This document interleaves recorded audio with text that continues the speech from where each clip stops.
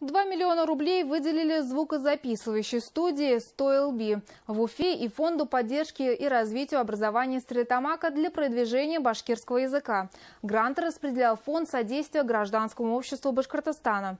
Победитель сможет пользоваться средствами в течение года, профинансированное создание песен и каверов, создание клипов и вирусных роликов в социальных сетях. Наработки держатся в секрете. Все творческие проекты будут опубликованы на официальном сайте студии.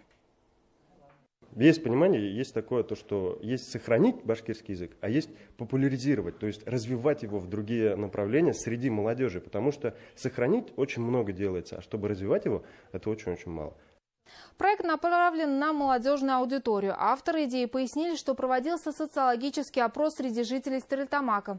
Он показал, что 77% современных родителей предпочитают разговаривать на русском языке, 89% приглашают репетитора по английскому языку и только 6% согласны отдать ребенка в кружок башкирского языка. Новая программа это исправит, считают организаторы.